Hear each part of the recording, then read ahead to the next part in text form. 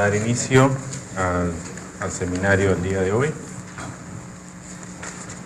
De nada, quiero agradecer la presencia de ustedes aquí. El día de hoy vamos a tratar un tema fundamental, digamos, en términos estructurales, digamos, para el país, pero también muy importante en términos coyunturales en la actualidad.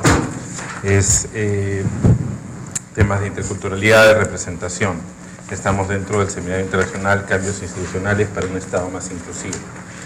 El día de hoy vamos a contar con 2 exposiciones y luego con 3 comentaristas. La idea en realidad es tratar de que las exposiciones y tanto los comentarios generen un poco de debate y, digamos, reflexiones de parte de todos ustedes. Así que lo que voy a tratar de hacer como moderador es acelerar un poco el tema de las presentaciones y de los comentarios, como para que haya un espacio para que todos podamos participar y expresar nuestras ideas y comentarios. Como expositores el día de hoy tenemos a María Ballarín. Ella es PhD en Política Educativa por la Universidad de Bath y máster en Educación en Estudios Psicoanalíticos por la Universidad de Essex, ambas en el Reino Unido. Ella además ha trabajado en GRADE, está actualmente trabajando en GRADE, acaba de regresar al Perú, luego 5 años vivir en Inglaterra, donde se desempeñó como profesora regular del Departamento de Educación de la Universidad de Bath. Es asociada al área de globalización y políticas educativas. Luego vamos a tener la exposición de Manuel Glave, quien es doctor en Economía por la Universidad de Illinois Urbana-Champaign, investigador principal de GRADE, especialista en desarrollo rural, economía ambiental y recursos naturales y análisis de las políticas públicas agraria y ambiental. Después vamos a tener 3 comentaristas en un panel de lujo. En primer término vamos a tener Iván La Negra, quien es abogado y es actualmente viceministro de Interculturalidad del Ministerio de Agricultura. Cultura, perdón. Pronto. También tenemos a Gabriel Quijandría Costa, quien es viceministro de Desarrollo Estratégico de Recursos Naturales del Ministerio del Ambiente. Por último tenemos a Alicia Abanto, quien es adjunta al Defensor del Pueblo, el Medio Ambiente, Servicios Públicos y Pueblos Indígenas en la Defensoría del Pueblo. Lo que quiero plantear es justamente, digamos, más allá de las cuestiones específicas sobre la gestión de las políticas de interculturalidad, quiero concentrarme en las cuestiones más generales de planteamientos de política, planteando una serie de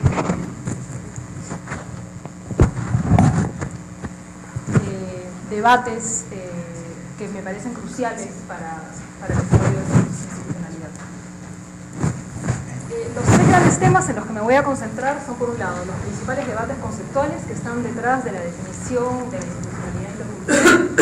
En segundo término, los retos que implica la coordinación intersectorial y entre niveles de gobierno. Y finalmente, algunos retos puntuales que enfrenta la gestión de estos temas. La fuente de la discusión es un estudio que hemos venido desarrollando con mi colega Martín Benavides sobre institucionalidad intercultural en base a literatura y evidencia internacional y entrevistas con altos funcionarios de distintos ministerios. El tema de la institucionalidad intercultural es un tema digamos, común a la mayoría de países latinoamericanos que se han concentrado básicamente en 2 grandes temas. Por un lado, la transversalización del tema intercultural a todos los sectores y niveles de gobierno a partir de la creación de espacios institucionales, instancias y procedimientos de coordinación intersectorial y de la especialización de las instituciones públicas. Y por otro lado, en el fomento de la participación. En esta presentación me voy a concentrar en lo primero. Una breve mirada a la institucionalidad intercultural en el Perú nos muestra un contexto de alta turbulencia y mucha discontinuidad, donde la rectoría sobre los temas ha pasado de un ministerio a otro, hasta los 80, por ejemplo, y con otro nombre estaba ubicada en el Ministerio de Trabajo, luego ha pasado por Agricultura, el Ministerio de la Mujer, PCM, hasta su ubicación actual en el Ministerio de Cultura. Un punto que marcó, digamos, un movimiento importante en el desarrollo de esta institucionalidad institucionalidad fue la firma del convenio 169 con la OIT, que un poco marca el paso de las políticas indigenistas, de corte más asimilacionista, a una perspectiva de interculturalidad propiamente dicha. Según nos dicen los funcionarios entrevistados, las grandes discontinuidades en el desarrollo de esta institucionalidad, me dicen si estoy avanzando un poco muy rápido, pero como se ha cortado un poquito el tiempo, corro un poco. Se explican estas discontinuidades en buena parte por la falta de peso político del tema intercultural en la agenda nacional y la hasta hace muy poco solamente nominal presencia de los temas en la agenda política. Esto cambia radicalmente con los sucesos trágicos de Bagua, que impulsan el desarrollo de la institucionalidad intercultural. Y estamos ahorita en este, digamos, momento, ¿no? Hay una coincidencia entre los distintos sectores en que la creación del Viceministerio de Interculturalidad y su asunción de la rectoría sobre estos temas le da un impulso importante al tema y un mayor peso político, digamos, para empujar el tema a nivel de las políticas nacionales. El primer punto que quería plantear es de los debates conceptuales que están detrás de la definición de la institucionalidad intercultural. Hay tres grandes temas en los que me quiero concentrar. Por un lado, las concepciones y definiciones de lo que es o debería ser un Estado intercultural. En segundo lugar, las concepciones acerca de qué es y cómo definir la identidad de los pueblos indígenas. Y en tercer lugar, los debates y perspectivas sobre los límites entre las políticas de reconocimiento y las políticas de redistribución. El primer punto del Estado intercultural es un punto importante para el tema de la interculturalidad. El modelo predominante del Estado-nación que ha dominado buena parte, digamos, de nuestro desarrollo republicano es un modelo con pretensiones de universalidad basado en un modelo político liberal que entra en crisis a partir de más o menos la segunda mitad del siglo XX a raíz del surgimiento de una serie de movimientos sociales y perspectivas críticas que ponen en cuestión la existencia de identidades nacionales homogéneas y basadas en principios universales acerca de los derechos individuales. Y lo que reclaman es el reconocimiento de la diferencia, de la particularidad étnica y cultural, y la inclusión de distintos grupos en el Estado a partir de su diferencia y no de su asimilación a valores universales. Estas demandas de reconocimiento sirven de marco al desarrollo del Estado intercultural. Entre los funcionarios públicos, he incluido ahí algunas citas que no voy a leer, pero que pueden darles una mirada y también las tienen ahí en el papel. Entre los funcionarios públicos que hemos entrevistado tenemos perspectivas bastante diversas sobre el tema de qué cosa es o debería ser un Estado intercultural. Perspectivas que van desde las más instrumentalistas, donde lo que tenemos es una idea de que hay que conocer a las poblaciones indígenas para luego convencerlas, acerca de determinados proyectos de desarrollo, hasta las perspectivas más transformativas que lo que plantean es que la interculturalidad es un proceso que atañe a toda la ciudadanía y no solamente de adaptación del Estado a, por ejemplo, ¿no? Sino que requiere de una transformación más general de la ciudadanía, pasando en algunos casos por el desconocimiento total del tema, ¿no? Y lo que tenemos también es que hay una división interesante entre estas perspectivas, entre aquellos ministerios más vinculados con la gestión de recursos, por ejemplo, o con los temas de inversión, que son más críticos con respecto a la idea de la interculturalidad, y aquellos sectores más vinculados con políticas sociales, que tienen como objetivo una adaptación de las políticas a la particularidad de los pueblos indígenas. Aquí identificamos tres dilemas que tiene por delante la actual rectoría en términos de cómo definir los lineamientos sobre las políticas interculturales. Por un lado, cómo definir una institucionalidad intercultural que vaya más allá de cuestiones cosméticas y que plantee una real democratización del Estado, dónde poner los límites entre políticas que favorecen la igualdad y aquellas que fomentan el respeto a la diversidad, y cómo administrar esa democratización y dónde establecer los límites entre esta, el derecho de los pueblos a la autodeterminación y la soberanía nacional. Y lo que tenemos es un poco una disyuntiva entre una interculturalidad administrada, según describirían algunos, y una interculturalidad más transformativa, ¿no? Y hay una pregunta grande en términos de hasta dónde queremos empujar el tema, ¿no? El riesgo de lo primero es que la interculturalidad se termine convirtiendo justamente en una cuestión meramente cosmética, de exaltación de la diferencia y la diversidad, por ejemplo, mientras que el riesgo de lo segundo, de una interculturalidad más transformativa, estaría en no poder contener a una ciudadanía más autónoma y los límites entre esta y un Estado soberano. El segundo tema de debate es el tema de las perspectivas sobre la identidad de los pueblos indígenas y cómo definirla, ¿no? Y aquí tenemos que, en términos de la literatura más conceptual al respecto, ha habido un cambio importante entre perspectivas de corte más esencialista, que le atribuyen una identidad primordial a los pueblos indígenas, que por ejemplo que es necesario preservar, ¿no? E incluso también perspectivas que son igualmente esencialistas, pero de corte más instrumental, ¿no? Como las que describía antes, ¿no? Y lo que denominaremos perspectivas más relacionales, para las cuales la identidad es un fenómeno dinámico, es una cuestión construida, que no responde a una esencia fija, sino que se desarrolla y cambia en el tiempo a partir de las relaciones que los pueblos e individuos establecen entre sí. El desarrollo de la institucionalidad intercultural responde tácita o explícitamente a este tipo de concepciones, es decir, a las concepciones más esencialistas o a las concepciones más transformativas o dinámicas sobre la identidad. Lo que tenemos en términos de las perspectivas de los funcionarios es que, por un lado, hay una importancia de definir qué cosa es la identidad indígena para poder operacionalizar determinadas cosas y poder poner en práctica políticas que favorezcan a estas poblaciones. Pero existe también el riesgo de que esto termine generando, digamos, definiciones muy esencialistas, muy cerradas, por ejemplo, que esencialicen y excluyan, o definiciones muy abiertas que terminen generando lo que algunos autores describirían como una renta de identidad que pueda ser mal aprovechada. Los dilemas que enfrenta la actual rectoría en este sentido, entonces, son cómo definir la identidad indígena para poder operacionalizarla y generar políticas públicas, evitando a la vez que se esencialice la identidad de los pueblos indígenas.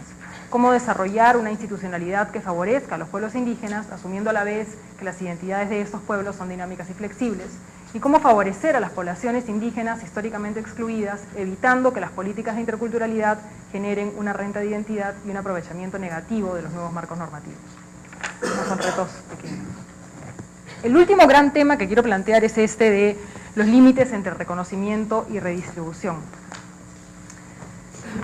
Aquí tenemos que los movimientos indígenas tienden a desplegar lo que se conoce como políticas de identidad que reclaman el reconocimiento por parte de estados que históricamente los han negado, ya sea a través de políticas de asimilación violenta del indigenismo de corte paternalista o mediante la inacción ante formas socialmente institucionalizadas del racismo y la exclusión. Las políticas de reconocimiento de la identidad indígena, sin embargo, se consideran muchas veces insuficientes y lo que los pueblos indígenas reclaman es la redistribución real de poderes de gobierno, recursos y el territorio para garantizar que los pueblos indígenas puedan desarrollarse plenamente y en sus propios términos. Esto último pasaría por un ejercicio mayor del derecho a la autodeterminación entre los pueblos indígenas. Es un tema complejo, pues en las interpretaciones más ambiciosas o podríamos decir radicales, ese tema de la autodeterminación plantea retos grandes, digamos, frente a la soberanía del Estado. Como me están diciendo que me quedan 5 minutos, me voy a adelantar un poco. Quiero plantear simplemente cuáles son los dos principales dilemas que enfrenta el Estado en este sentido. ¿Dónde establecer los límites entre el reconocimiento y redistribución de forma tal que las políticas no se queden en una mera exaltación de la diferencia y den paso a una redistribución real de recursos y poderes? ¿Y cómo definir dichos límites en un contexto donde el acceso y el control de los recursos naturales es visto como el elemento clave para el desarrollo nacional? Y aquí, para resumir estos debates, digamos, creo que me planteaba yo como dos grandes preguntas, ¿no? ¿Cuál es o debería ser el objetivo de un Estado intercultural? ¿Debería ser poner en valor la identidad de ciertos grupos, exaltando y a veces incluso esencializando las diferencias? ¿O debería ser desinstitucionalizar patrones de valoración cultural que impiden la participación de todos los ciudadanos en igualdad de condiciones y reemplazándolos por patrones que promueven la participación? Tal vez algo de cada uno. rápidamente voy a plantear dos temas que complejizan esta tarea que tiene por delante la actual rectoría de transversalizar la mirada intercultural a todo el aparato del Estado. Uno es la aún débil presencia del tema intercultural en la agenda política nacional, que según dicen algunos es algo que ha venido más de fuera que de dentro, que responde más a presiones de organizaciones internacionales, de las normativas internacionales, del convenio 169, etcétera, que de una demanda de la población. Y, por otro lado, la poca cultura de coordinación intersectorial y la falta de mecanismos que la faciliten. ¿Okay? Donde hay temas como importantes acerca de... Hay ya sectores que vienen haciendo un trabajo importante en temas de interculturalidad y cómo se articula, digamos, esto con lo que está planteando la actual rectoría. Y el tercer tema que dificulta bastante el tema de la transversalización de la mirada intercultural es lo que ha pasado con la descentralización, que plantea una dimensión nueva y muy compleja de la coordinación entre niveles de gobierno. ¿Okay? Aquí hay comentarios acerca de que las regiones trabajan de una manera a veces muy autónoma y no responden a los lineamientos centrales, lo cual a veces tiene que ver con que no hay esos lineamientos. Por otro lado, un tema que ha surgido muy fuerte en las entrevistas es que las regiones tienden a repetir el centralismo que se daba a nivel nacional a un nivel más local, ¿no? Y no atienden a las poblaciones indígenas, sino que se concentran más en las zonas urbanas. Y por otro lado, el tema de la poca capacidad de gestión. Un último tema que sí, yo dije que me iba a concentrar más en los debates conceptuales, que es lo que he hecho, pero un último tema que también plantea retos importantes para ese desarrollo de una institucionalidad intercultural que sea realmente transversal a todo el aparato del Estado, son algunos temas que tienen que ver ya con la gestión pública propiamente dicha, ¿no? Y aquí, un tema importante es la falta de sistemas de información que faciliten la gestión de las políticas de interculturalidad. Y un tema que ha salido básicamente en todas las entrevistas con altos funcionarios de todos los sectores es el tema de la poca formación, capacitación y la falta de supervisión de los funcionarios públicos del nivel de la calle, digamos, ¿no? Que son el personal, los técnicos de salud, los profesores, el personal de justicia, etcétera, que tienen un contacto directo con la población y que son los que tal vez más dificultades tienen para poner en práctica o para entender una perspectiva de interculturalidad. ¿Okay? Aquí un tema que alguien me planteaba era, estos son temas puntuales que en realidad requieren de esos lineamientos generales sobre qué cosa es la política intercultural en el país. Y hay un tema complicado del manejo político de lo que se va a hacer, en tanto que las cuestiones puntuales pueden contribuir al fortalecimiento de la rectoría, ¿no? Pero eso no se debería dar perdiendo de vista estas necesidades más generales de contar con una política nacional o con lineamientos claros con respecto a qué cosa es la interculturalidad.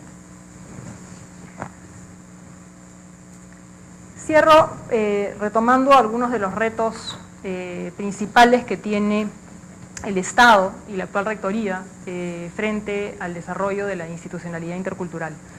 Por un lado, definir, afinar y transversalizar una visión compartida sobre lo que el Estado debe hacer en materia de interculturalidad. Y aquí tenemos la importancia de definir la perspectiva intercultural que adoptará el Estado y en especial los límites entre soberanía y autodeterminación. Definir la noción de identidad indígena que se manejará desde el Estado. Y definir los alcances y límites de las políticas entre reconocimiento y redistribución. En la región hay un caso interesante, que es el caso colombiano, que ofrece un modelo interesante que ilustra algunos de estos dilemas y posibilidades. Es así que las poblaciones indígenas cuentan, por ejemplo, con recursos propios que gestionan en el marco de proyectos de vida, cuentan con cuotas de representación congresal y tienen una discreción bastante amplia para aplicar el derecho consuetudinario.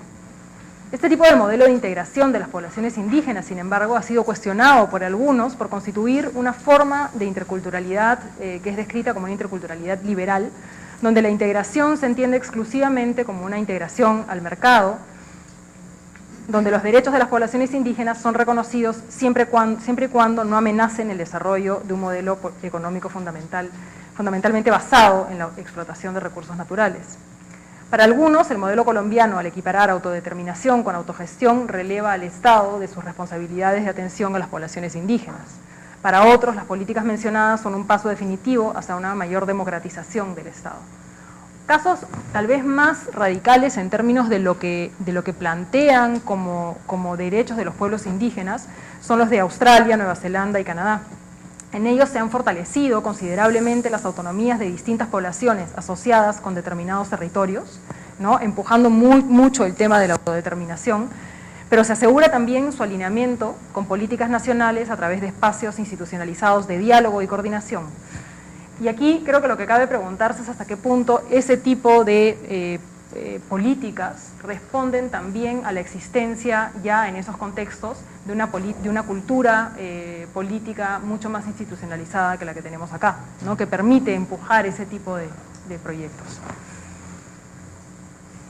En términos de los retos que enfrenta la actual rectoría y el desarrollo de la institucionalidad intercultural, los otros puntos que mencionamos son el mejoramiento de los mecanismos de coordinación intersectorial y entre niveles de gobierno, la mejora de la gestión de las políticas de interculturalidad y la llegada del Estado a las poblaciones indígenas, y un último punto que no he mencionado y que no sé hasta qué punto mis colegas van a retomar, o mi colega Manuel va a retomar, que es contribuir al fortalecimiento de las capacidades técnicas y políticas de las poblaciones indígenas, que es el correlato fundamental de todo eso otro que he estado discutiendo. Gracias.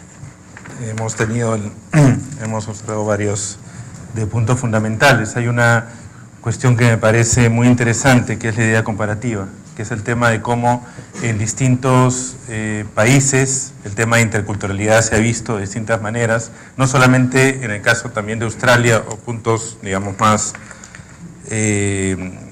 extremos, sino también debates que están muy cerca de la región de estados multiculturales, plurinacionales, ¿no? Tenemos desde perspectivas extractivistas, pero digamos planteamiento de estados unitarios de Ecuador o planteamiento de estado plurinacional en el caso de Bolivia. Entonces, me parece fundamental esta entrada desde cómo el Estado, las políticas públicas pueden aprender esta problemática de la interculturalidad y hacer efectiva una sociedad de alguna manera más justa. Como bien dijo María, ahora vamos a pasar a el lado, digamos, de abajo del mismo tema, ¿no? Tenemos por un lado, hemos estado hablando de las políticas públicas, de la conformación del Estado, de alguna manera se tocó tangencialmente la idea de estructura del Estado, y ahora vamos a ver la base de esto, que es la institucionalidad y la representación política en nuestro país. Bueno, una primera cuestión que quiero informar es que en realidad esta es una investigación que estamos realizando Gerardo Damonte y yo, y que todavía no hemos culminado. Entonces vamos a presentar algunas de los hallazgos preliminares, de las conclusiones preliminares. Y en segundo lugar, como probablemente muchos de ustedes conocen, nosotros hemos venido investigando en los últimos 10, 12 años diferentes temas vinculados a la relación entre espacios rurales y la expansión de industrias extractivas, con diferentes preguntas, con diferentes interrogantes. Al inicio fue una preocupación muy específica respecto a la capacidad de negociación de las poblaciones rurales frente a un gran capital, en términos de defensa de sus derechos territoriales, en términos de transacciones, compra-venta de tierras, acuerdos de reubicación y desplazamiento, etc. Y a lo largo de los años hemos ido aprendiendo, ¿no?, conociendo la dimensión institucional política de la sociedad rural, y hemos ido identificando los cambios que han venido ocurriendo en el mundo rural peruano desde el punto de vista de esto que, para no profundizar mucho en el tema, denominamos representación política, ¿no? Representación y mediación política en el mundo rural peruano, en el mundo rural andino peruano, ¿no? Entonces, para no demorarnos más, vamos a formular básicamente una discusión más teórica, ¿no?, sobre estos cambios en la representación y mediación política, pero a la luz de lo que ha sido estas negociaciones por el acceso y control de los recursos naturales, en particular tierra, y por lo tanto reflexionamos sobre cómo esta representación y mediación política se expresa en el mundo rural peruano a la luz de instrumentos como son los instrumentos de gestión territorial. Entonces, una primera reflexión, una primera pregunta tiene que ver con esto que podemos denominar como el desarrollo de una nueva cultura política de participación ciudadana en la sociedad peruana, ¿no?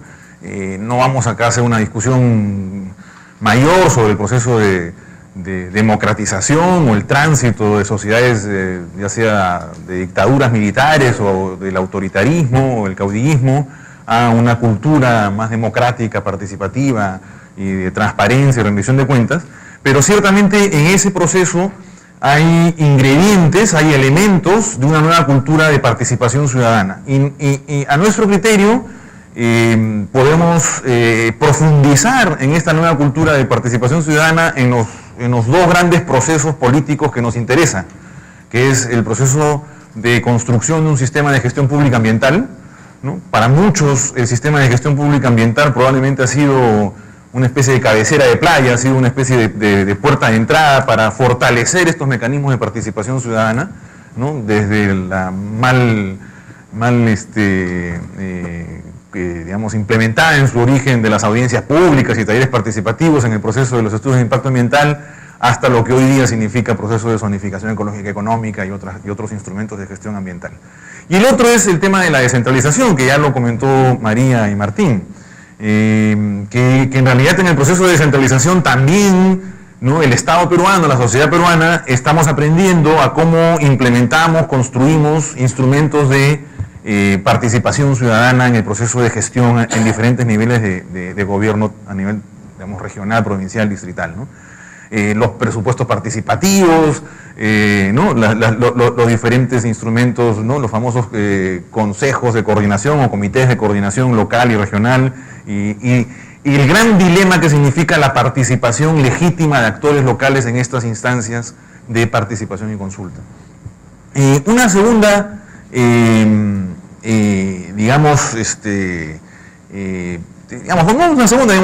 teóricamente, y esto viene de la discusión más sobre minería y pueblos indígenas, a nosotros nos parece que antes que hablar de consulta y enfatizar en el tema de los pueblos indígenas y originarios, está el tema de la participación informada en los diferentes instrumentos de gestión pública, ¿no? En el tema de minería, esto es un tema que se desarrolló en los 90s y se consolidó en los primeros años de este siglo. Se busca garantizar la participación informada de los actores locales, ¿no? Y entonces, bueno, la discusión es, bueno, ¿qué cosa entendemos por participación informada, ¿no? ¿Quién brinda información? ¿En qué momento se brinda esa información, ¿no? La calidad, la oportunidad de la información. Y segundo, ¿quién participa, ¿no? Entonces hay un tema de representación, hay un tema de legitimidad, ¿no?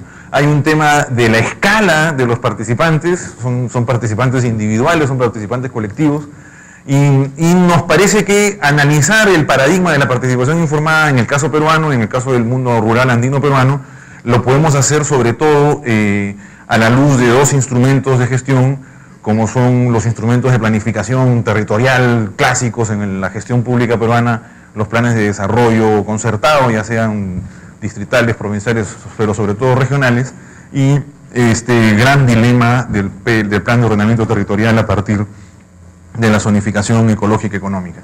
Si uno quiere dar un salto hacia arriba en esta discusión, en última instancia lo que estamos discutiendo es que estamos frente a cambios institucionales, ¿no?, en un contexto de crecimiento económico moderno, como dirían los economistas clásicos, ¿no? Es decir, no voy a meterme en esta discusión, no es nuestro campo, pero digamos, estamos en un proceso de liberalización, de modernización, de crecimiento, pero donde hay dos grandes desafíos, que es un tema de construcción democrática de este Estado moderno y un tema de sostenibilidad, no solamente sostenibilidad ambiental, sino también sostenibilidad desde el punto de vista institucional y política, ¿no? Ahora, en ese proceso, ¿no?, suena como que qué maravilla, ¿no? Estamos construyendo una sociedad más democrática con instrumentos de participación, estamos gestionando de manera descentralizada los diferentes recursos. En realidad tenemos un problema de fondo, que es que esto viene ocurriendo, está ocurriendo en los últimos 15, 20 años en un contexto de crisis de representación política, ¿no? Entonces, fortalecemos instrumentos de participación, promovemos instrumentos de participación, hacemos cambios en la gestión pública hacia esa dirección, en una coyuntura entendida como 15, 20 años, marcada y caracterizada por lo que podemos denominar, ¿no?, crisis de representación política. Y la crisis de representación política, en la investigación lo vamos a desarrollar, lo estamos desarrollando en mayor profundidad, pero la podemos trazar, la podemos mapear desde, incluso en el trabajo estamos haciéndolo desde antes digamos, cómo es que la reforma agraria y cómo es que la crisis de violencia política y colapso del Estado peruano en los 80s explica de alguna manera esta crisis de representación política. Pero dos ideas o tres ideas clave aquí es que el modelo de mediación política pre-reforma agraria, ¿no? Uno podría decir que el régimen de Hacienda en el mundo andino, ¿no?, funcionaba de alguna manera tal que había una mediación política entre el mundo rural y el Estado a través del régimen de Hacienda, e incluso las comunidades campesinas en relación con el régimen de Hacienda. Y posteriormente, post-reforma agraria, se fortalecen una serie de actores, ¿no?, fundamentalmente comunidades y rondas que nacen en realidad en el contexto de reforma agraria, y cómo estas organizaciones terminan siendo debilitadas, fragmentadas, ¿no?, en algunos espacios incluso desmanteladas, ¿no?, en su capacidad de representación y mediación en el proceso de violencia política, corrupción y autoritarismo posterior a los años 90, ¿no?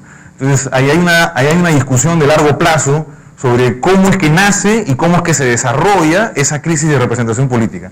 En realidad, la crisis de representación política tiene diferentes niveles territoriales, ¿no? No vamos acá a repetir una verdad ya de perogrullo sobre la crisis de los partidos políticos a nivel nacional, pero nos interesa mucho a nivel local, ¿no? Cómo es que a nivel local se expresa este tema de crisis de representación, y por lo tanto el tema de investigación es cómo es que en el caso del mundo rural peruano se desarrollan estos movimientos sociales, nuevos liderazgos, nuevas organizaciones sociales, y cuál es el rol de las viejas organizaciones sociales, en particular las comunidades y las rondas, ¿no? A nosotros nos parece que podríamos hacer un análisis de los diferentes tipos de representación y mediación, digamos, los frentes de defensa, para no detallar muchos más ejemplos, ¿no? Pero digamos, son expresiones justamente de esa crisis de representación y mediación, ¿no? Son nuevas formas de organización y representación que no necesariamente están articuladas a estas unidades clásicas de organización como las comunidades y las rondas. Entonces, en ese contexto es que el dilema que enfrentamos como sociedad es cómo implementamos entonces estos instrumentos de gestión territorial, ¿no?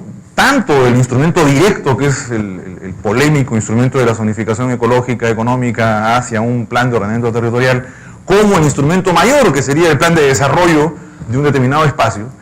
¿Cómo lo implementamos si es que tenemos una crisis de representación y no tenemos una capacidad de representación? Entonces, por eso que el título de la presentación tenía esta etiqueta de gestión territorial sin representación política, ¿no?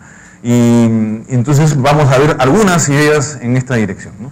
Ahora, en fin, ya lo hemos comentado, digamos, a nivel nacional hay una crisis económica, violencia, corrupción, deterioro del tejido social y político. La recuperación económica de los últimos 12 años, digamos 13 años, no ha venido acompañada de una recuperación similar en institucionalidad política y en representación, ¿no?, el tema a nivel nacional. Y por lo tanto, ¿no?, como resultado tenemos un vacío político, yo diría que incluso a nivel nacional, pero digamos en particular nos interesa el vacío político a nivel local, regional, y surge este fenómeno de multiplicidad de movimientos políticos, ¿no?, el número de candidatos, la movilidad que tienen estos líderes y caudillos locales, ¿no? Son movimientos políticos sin estructuras estables, son movimientos políticos basados en liderazgos individuales, ¿no? que se asocian a coyunturas políticas, fundamentalmente elecciones, sin trascender más allá de lo local, ¿no? El fenómeno muy común de que un mismo individuo, ¿no? Perico de los Palotes, un viejo aprista, termina ganando en el 95 en un grupo, en el 2000 en otro grupo y en el 2011 en otro grupo, ¿no? Pero en realidad es un viejo aprista de los 70s, pero que pasó por Fujimorista, pasó por Toledo y hoy día es pues, Frente Verde de Tierra y Libertad, ¿no? Y entonces, claro, la idea es que son autoridades políticas sin base institucional y con frágil respaldo político, ¿no? Que no tiene una articulación local. Entonces, bueno, ya la pregunta ya está formulada, ¿no? En un proceso de gestión donde se requiere consenso, ¿no? El nombre oficial, legal del plan de desarrollo de un distrito, de una provincia, es un plan estratégico de desarrollo concertado. Entonces, las palabras estratégico y concertado puede estar en la ley, pero difícilmente se alcanza un plan concertado en un determinado espacio, sobre todo cuando están recursos naturales de por medio y donde no hay mediación ni representación política, ¿no? Entonces, claro, a nosotros nos parece que las comunidades y las rondas, ¿no? Diferentes espacios, el sur andino, nosotros hemos trabajado el espacio del proyecto Las Bambas, que es un proyecto que en realidad articula por múltiples motivos la región Cusco con la región Apurímac, el callejón, el cordón de las provincias altas, y el espacio del proyecto La Granja, que es un espacio que articula Chota con Chiclayo y que no es un tema de articulación por el proyecto La Granja, es una articulación clásica de las haciendas de la costa peruana hacia la sierra cajamarquina. Y nos parece que las comunidades y las rondas, en realidad, si bien son instituciones sólidas, estables, que dan continuidad a esta población local, no trascienden de lo local. Hay diferentes intentos, todos fallidos a nuestro criterio, de ir más allá de lo local, ¿no? Desde gremios clásicos como las SP hasta nuevos intentos como la CONACAMI o el intento que hubo con el COPIP y a nivel amazónico con AEDESEP y otros, ¿no? Entonces, y esto, para ya el tiempo se nos acaba, se complejiza aún más cuando tomamos en consideración esto que los economistas rurales, los sociólogos rurales están denominando la nueva ruralidad, ¿no? Entonces, cómo la nueva ruralidad también ayuda a entender esta crisis de representación política, ¿no? Estos cambios asociados a que las familias campesinas son cada vez más urbanas, ¿no? Nosotros consideramos que la nueva ruralidad no solamente es un tema de diversificación en la generación de ingresos para la familia campesina, sino que también hay un tema de vivencia cotidiana, el fenómeno de la doble residencia, por ejemplo, ¿no? Familias campesinas, ya sean comuneras o ronderiles, que tienen en realidad más de una residencia, en particular una residencia urbana en una capital provincial o distrital, y por lo tanto las familias campesinas van más allá del ámbito de su comunidad, tanto en términos económicos como cotidianos, y la representación política de las dirigentes comunales y ronderiles se debilita en tanto no representan esta dimensión de la doble residencia, ¿no? Y entonces, ¿no? Pierden capacidad de representación y movilización de las familias cada vez menos campesinas. Sin embargo, lo interesante es que la población rural, hoy le ponemos ahí población rural urbana, ¿no? Todavía responde a sus líderes comunales y ronderiles cuando siente que sus recursos son, están en riesgo, se ven amenazados, ya sea por proyectos de inversión o ya sea por coyunturas de negociación política. Entonces, los dirigentes comunales y ronderiles aparecen como representantes legítimos cuando hay un conflicto por acceso a recursos. Y al mismo tiempo, lo irónico y lo complejo es que esos mismos dirigentes, esas mismas organizaciones, precisamente por lo que hemos explicado hace unos minutos, no está en condiciones, por no decir no está dispuesta a participar en otro tipo de representación y participación, que es el tema de la participación en procesos de concertación para el desarrollo. Es decir, cómo esta dirigencia local es capaz de representar y participar en los planes de desarrollo territoriales y en los instrumentos tipo zonificación y ordenamiento territorial, ¿no? Decimos nosotros, por más que suene medio, comillas, derechista, la representación local sirve más para la protesta que para la gestión, ¿no? Es decir, yo puedo tener una fuerte organización comunal, pero esta fuerte organización comunal no tiene la capacidad, no por capacidad de conocimientos, sino por todos estos fenómenos institucionales y políticos, de ser un actor genuino en los procesos de gestión territorial, ¿no? Donde hay un compromiso a largo plazo, donde hay una participación en el sistema de gestión pública local.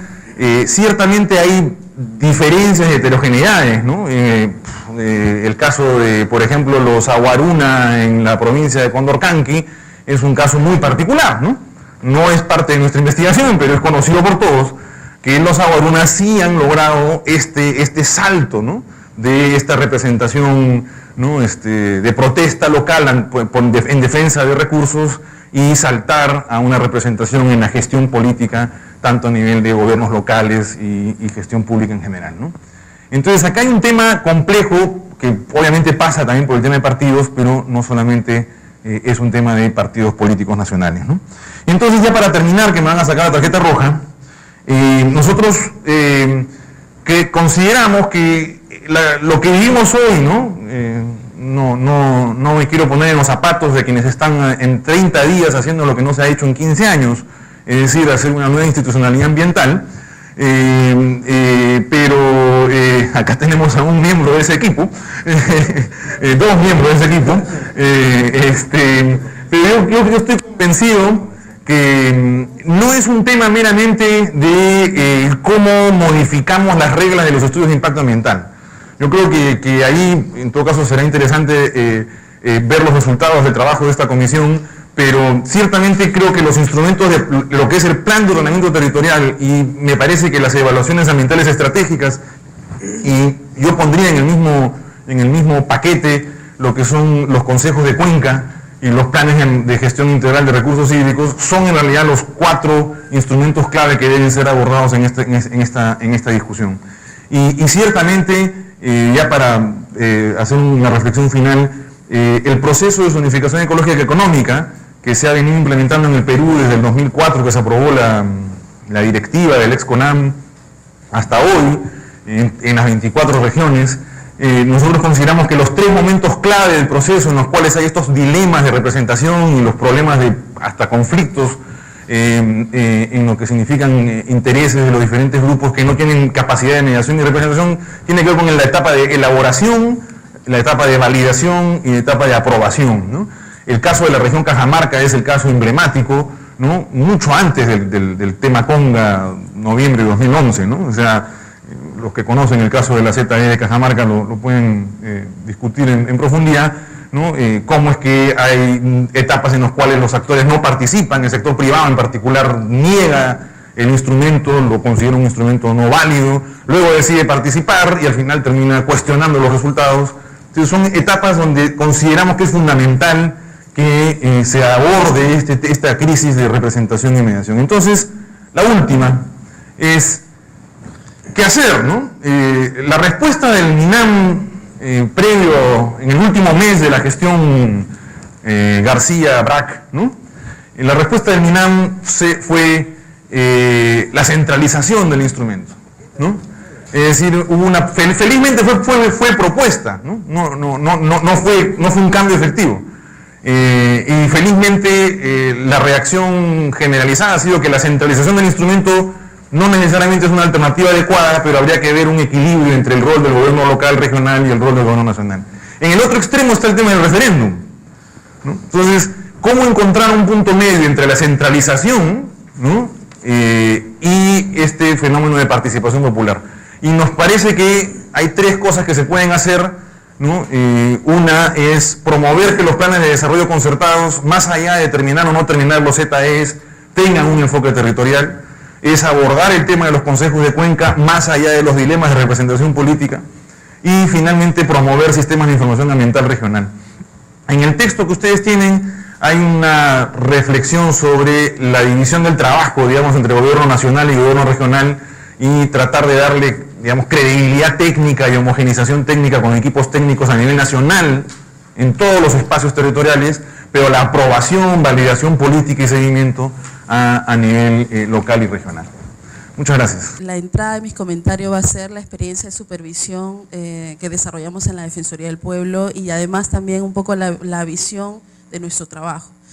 Y con relación a los temas que se han abordado, en principio quisiera yo señalar que cuál es la entrada, digamos, cuál es la mirada que nosotros tenemos respecto del tema de institucionalidad indígena o institucionalidad estatal indígena. Y en principio es que cuál debe ser el objetivo, cuál debe ser finalmente para qué sirve la institucionalidad, qué debemos esperar y qué necesitamos de ella.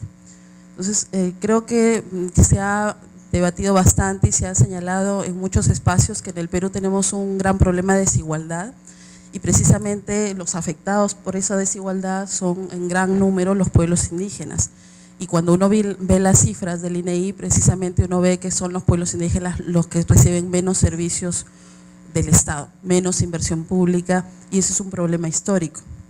Entonces, una primera pregunta es hacerse, bueno, ¿cuál debe ser la contribución o para qué debe servir la institucionalidad respecto de revertir el gran problema de desigualdad que afecta a los pueblos indígenas en nuestro país?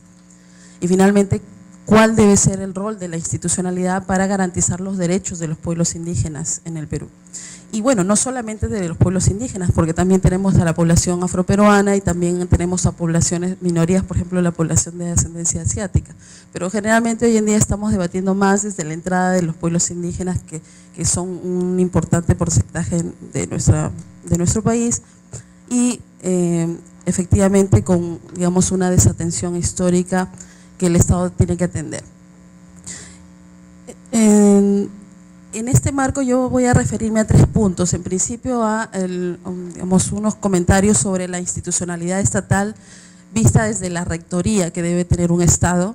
Luego en un segundo momento unos comentarios sobre la institucionalidad estatal en su sentido amplio, es decir, toda la administración pública tiene una labor orientada a los pueblos indígenas, no es que solamente sea el trabajo del Ministerio de Cultura.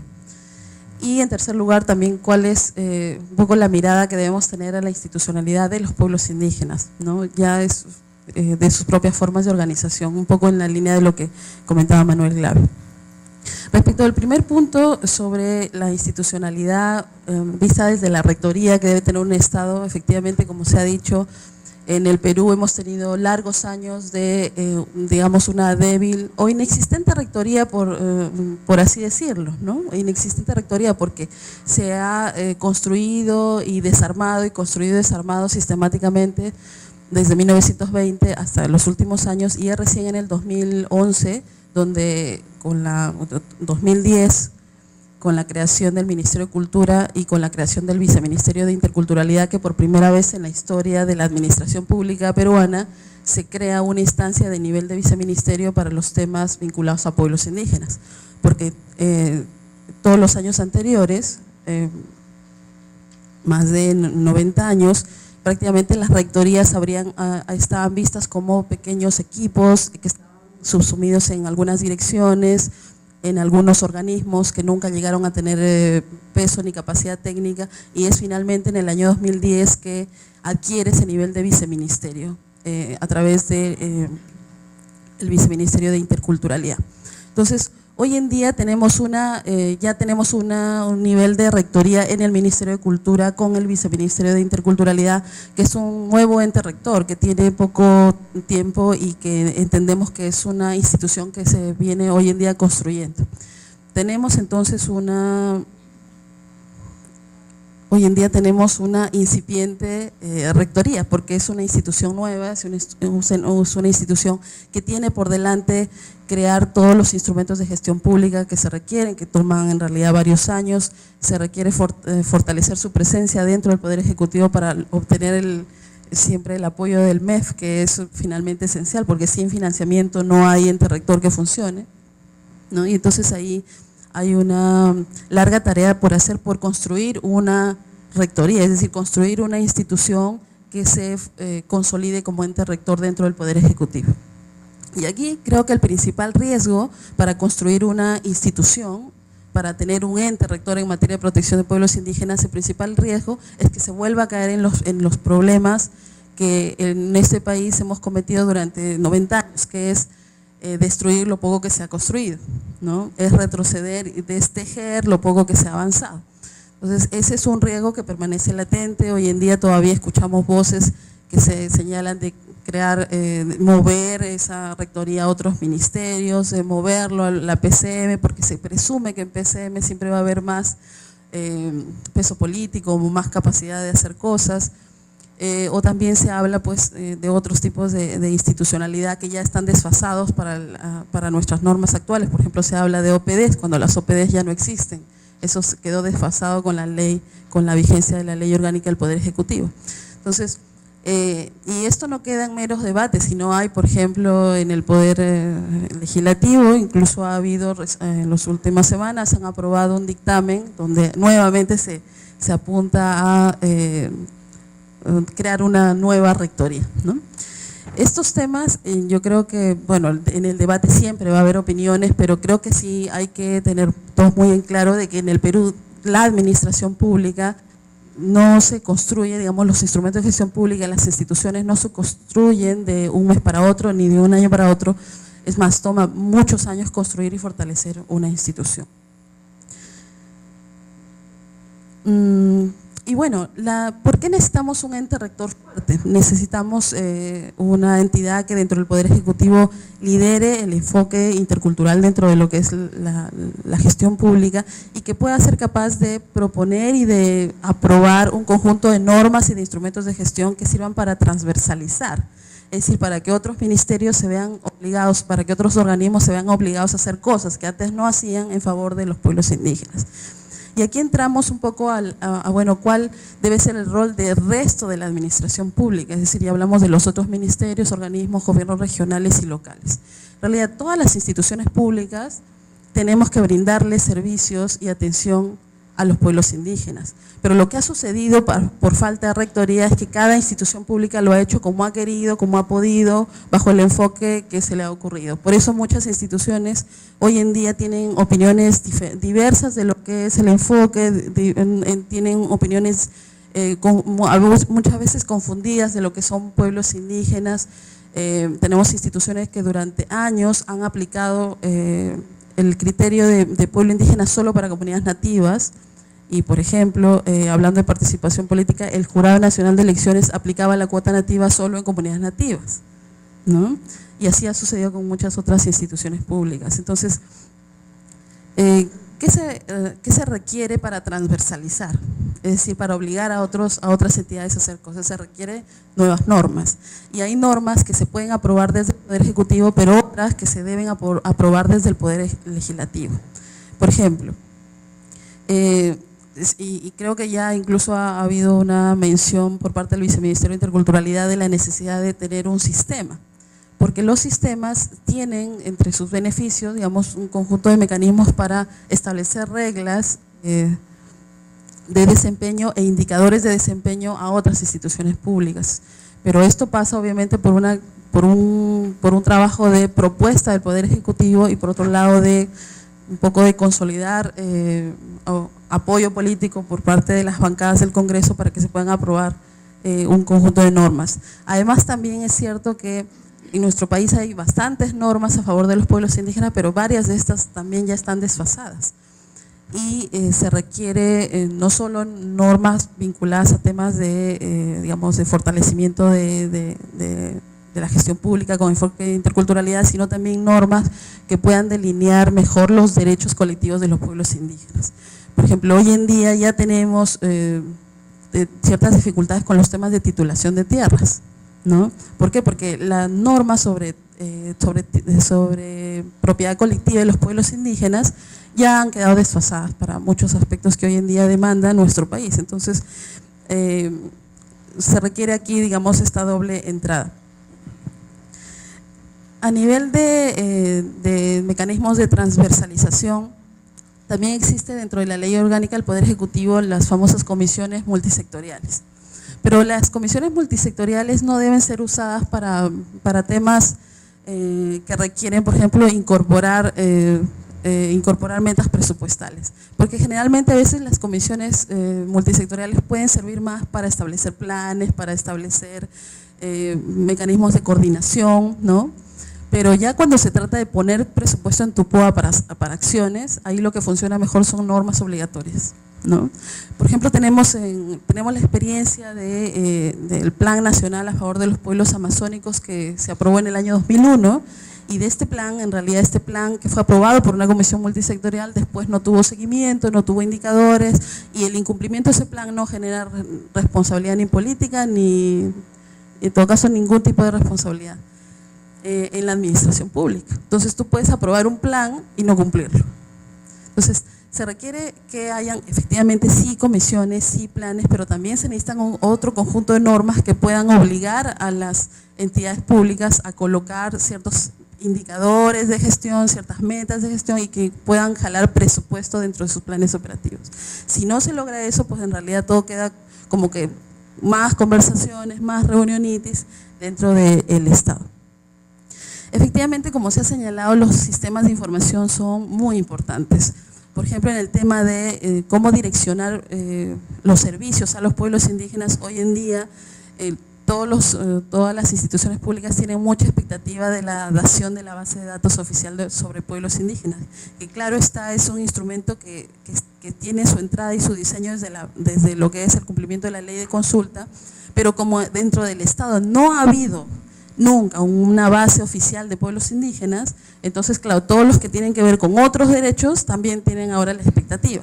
Entonces, la base de datos es una herramienta que no sabemos hoy en día si va a servir para todos los derechos colectivos, pero ciertamente lo que hay es una expectativa, y sí el Estado tiene necesidad de contar con sistemas de información para empezar a saber quiénes son los pueblos indígenas, dónde están, y cómo entonces reorganizar y direccionar la inversión que debe ir para este tipo de población. Y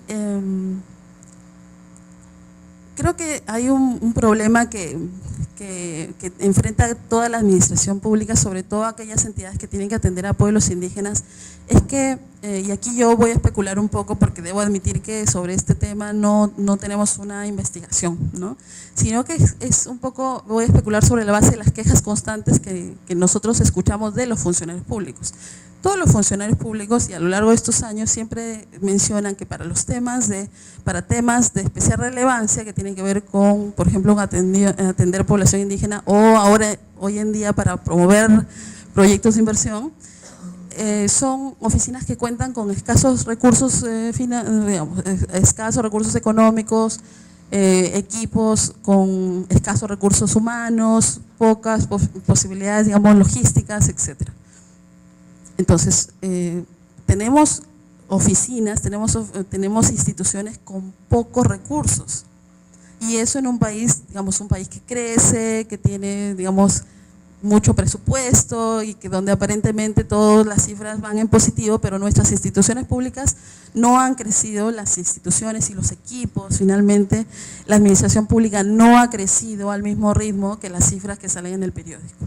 Entonces uno sigue encontrando equipos diminutos. Por ejemplo, hace poco se señalaba, bueno, ¿cuántas personas son las que trabajan revisando estudios de impacto ambiental para el sector energético? Más o menos nos dijeron entre 30 y 35 de planta, ¿no? Pero ese es el equipo. Y entonces dijimos, pero ¿cómo va a ser posible que eso les alcance para toda la cantidad de estudios que hay? No, pero tenemos que contratar aparte a otras personas como servicios no personales, consultores externos que nos ayuden con la evaluación, ¿no? Entonces, esa crisis que en realidad muchas oficinas públicas tienen equipos de base, equipos de base muy diminutos, y tienen que estar contratando y haciendo una especie de continuos salvavidas para poder afrontar la carga. Ese es un tema que no sé por qué, en términos de debate con el MEF, qué reformas se necesiten, pero si no hay finalmente recursos humanos en la administración pública, no hay institucionalidad que se pueda fortalecer. Finalmente, sobre el tema de institucionalidad indígena, ya se me ha acabado el tiempo y van a poner -3. Hay dos temas sobre institucionalidad, ¿no?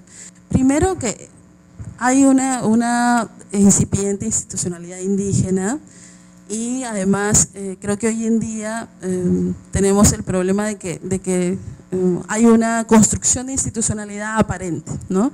Por ejemplo, cada vez que alguna organización conocida, no voy a dar nombres, pero cada vez que una organización indígena nacional consigue un presupuesto y puede traer a 40, 50 personas de diversas regiones, hacen una asamblea aquí, entonces juntan firmas, sacan la foto y entonces de pronto esas son sus bases y esos son sus representantes regionales. Se supone que estos tienen otros representantes y allí ya hay una organización indígena que ya se atribuye una legitimidad nacional. Entonces, en realidad, ¿qué tan legítimo es eso, ¿no? Cuando hay se construye una aparente legitimidad sobre la base, en realidad, de hacer cierto tipo de acciones. O, por ejemplo, cuando tú ves que los mecanismos de representación son más se mueven más por cuestiones de manejo de medios o de manejo de redes de internet que por una cuestión realmente de contacto con la población de las bases, ¿no? Hay una separación muy marcada entre lo que es un líder comunal, es decir, un presidente de ronda o un presidente de una comunidad, versus un representante en una región de una organización que se dice nacional. Entonces ahí hay representación, hay representatividad local, ¿no? Hay representatividad regional, pero que a veces es aparente, y hay representatividad nacional que también a veces es aparente. Entonces, ¿qué hacer? Porque el Estado también necesita interlocutores, válidos, interlocutores que tengan representatividad, porque finalmente los derechos colectivos de los pueblos indígenas son de los pueblos indígenas, no son derechos de los representantes. Por ejemplo, el derecho a la consulta no es el derecho de los líderes, es el derecho del pueblo, ¿no? Se ejerce a través de los líderes, pero es un derecho colectivo del pueblo. Entonces, si no se tienen líderes que verdaderamente sean representantes, si no se tiene una institucionalidad que no sea aparente, sino una institucionalidad efectivamente representativa, pues vamos a tener problemas también desde el Estado para poder garantizar esos derechos. Porque no se puede, por ejemplo, garantizar un derecho a la participación o a la consulta si es que el líder no es realmente representativo. Ahora, ¿por qué hay a veces esta representatividad aparente o esta institucionalidad aparente? Porque también en realidad el Estado no ha invertido, no ha apoyado y no ha promocionado la institucionalidad de los pueblos indígenas. Y ahí también hay un cuestionamiento y hay que pensar en qué mecanismos se requieren desde el Estado, no de interferencia, sino de fortalecer los mecanismos de institucionalidad. Por ejemplo, en Colombia los resguardos indígenas reciben presupuesto del Estado. Claro, lo reciben a través de proyectos y hay un conjunto de mecanismos de rendición de cuentas y de sustentación de por qué reciben el presupuesto, pero los resguardos indígenas en Colombia reciben presupuesto público. Entonces, claro, decir eso acá todavía podría generar cierto tipo de, todavía de debate, pero sí creo que se requiere fortalecer también en ese espacio. Muchísimas gracias. Okay, muchas gracias. Muy agradecido por la invitación. Yo no voy a tratar de... Creo que ambas presentaciones tratan temas de una complejidad enorme, que es difícil poder hacer una mirada en unos minutos de todos ellos, pero quisiera yo plantear algunos puntos que creo que pueden contribuir a ir aterrizando algunas cosas que deberían ser, entiendo, además es el sentido del, por lo menos el documento que he revisado, transformarse en decisiones dentro del aparato del Estado, ¿no? Entonces, creo que el primer punto es que hoy en día ya no existe una discusión sobre que vivimos en un país multicultural. Desde el punto de vista legal o académico, eso está claro. Ahí no hay discusión. El segundo punto es que el documento plantea una discusión a nivel del Estado, pero no dice con claridad o no menciona con claridad el tipo de Estado que tenemos, porque plantea como que si hay una suerte de paradigma estatal y se pasa, o hay la posibilidad de una tensión que cuestione ese paradigma y nos pasa a otro, pero no hay una referencia expresa a si ese paradigma estatal finalmente se concretó.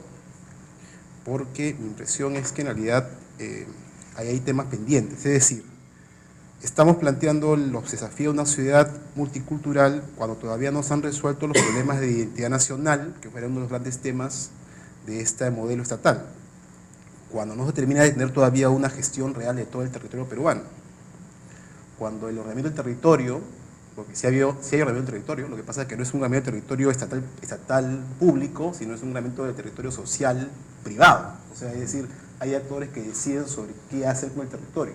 Otra cosa es que lo decidan sin ningún criterio público, sin ningún criterio estatal. Pero que lo deciden, y eso sigue avanzando. Cuando a nivel del régimen, digamos, la democracia, basada supuestamente en regla de mayoría, y basada en un conjunto de garantías institucionales para los derechos de las personas, todavía no asegura su propia sustentabilidad como régimen. Y por lo tanto se le agrega la complejidad de, además, un régimen democrático agregando el elemento multicultural o elemento de la interculturalidad. O a nivel de gobierno y administración pública, en el cual se plantea la necesidad de establecer instrumentos operativos nuevos cuando las cuestiones básicas sobre la construcción de una burocracia profesional y desinteresada todavía no terminan. Es decir, esos temas que me parece un punto de, digamos, de escenario previo a entrar a la discusión de estas nuevas entradas. Y por eso, por ejemplo, la ausencia de esta burocracia profesional y desinteresada, prefiero desinteresada en el sentido que es una burocracia que en teoría no funciona en base a intereses de alguna parte, sino que funciona en base supuestamente al interés público, al interés general, en teoría. O sea, por lo menos ese modelo de burocracia que supuestamente debe haber sido creado y que, salvo ciertas, en teoría, islas, ¿no?, de modernidad que se mencionó algún tiempo, es efectivamente una burocracia reactiva, porque efectivamente funciona en virtud de factores que no se resuelven por su propia estructura. Entonces, digamos, esos elementos son importantes tenerlos como un escenario de fondo porque explican mucho de los problemas que luego existen en la gestión. El segundo elemento es un asunto más conceptual, que tiene que ver con la idea de polo indígena. Porque creo que gran parte de nuestra discusión y los problemas que hay en ella parten de una confusión entre tres elementos. Entre lo que es el elemento de los problemas de la ruralidad, lo que son los problemas étnicos y lo que son los problemas de la diversidad cultural. La categoría pueblo indígena, que además es una categoría inventada, porque tampoco es una, digamos, no es que los pueblos indígenas la han creado, sino que es un proceso más complejo de múltiples actores que han creado la categoría pueblo indígena, involucra dos de esos criterios. O sea, en su definición involucra el criterio étnico y el criterio de diversidad cultural, ambos. No es de la ruralidad. La idea de ruralidad es un concepto que no es constitutivo de la idea de pueblo indígena. O sea, es decir, puede haber pueblo indígena más allá del ámbito del rural. Pero el concepto étnico y el concepto diversidad cultural sí son conceptos que deben estar juntos para que conformen esta categoría de pueblo indígena. El concepto de interculturalidad asume que de esa diversidad cultural, no solamente la vinculada con pueblo indígena, sino otras, son valiosas en sí mismas y que deben ser objeto de atención del Estado, ¿no? Ya sea por su promoción, su respeto, ¿no?, etcétera, dependiendo del marco que utilices, pero que implica una valoración por sí misma, ¿no? La diversidad cultural es valiosa por sí misma. Entonces es lo que la interculturalidad como criterio normativo, porque no es un hecho, digamos, es una propuesta, un paradigma en teoría, plantea.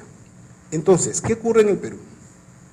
En el Perú, y en general, no solamente en el Perú, pasa igual en Bolivia, pasa igual en Colombia, pasa igual en países como Ecuador, o sea, pasan en muchos de estos países, por las características propias de nuestro país y por sus elementos étnicos en particular, la presión más grande se encuentra por el lado de, a través de lo étnico, empujar hacia una apropiación de la categoría de pueblo indígena más allá de la idea de diversidad cultural.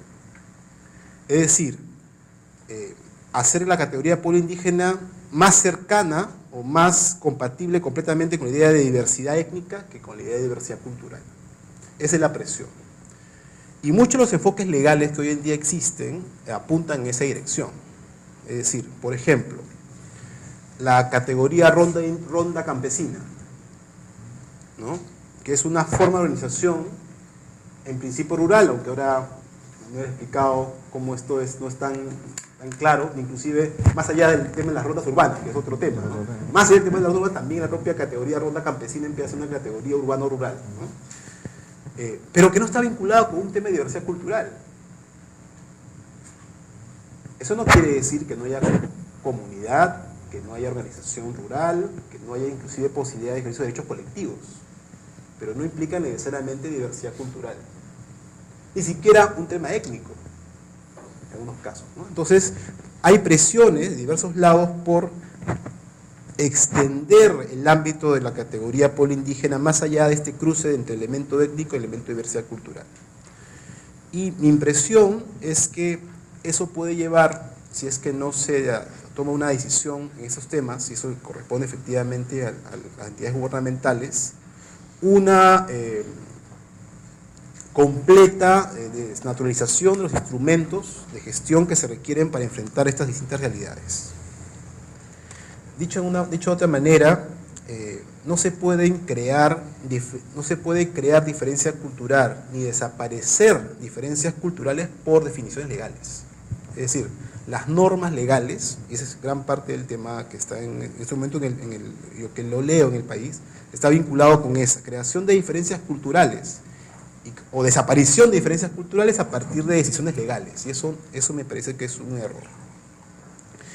¿Qué cosa hacer frente a ello, ¿no? Porque además que tengo un tiempo limitado, entonces, digamos, en esta agenda tan compleja que simplemente he delineado con temas, ¿qué cosa hacer?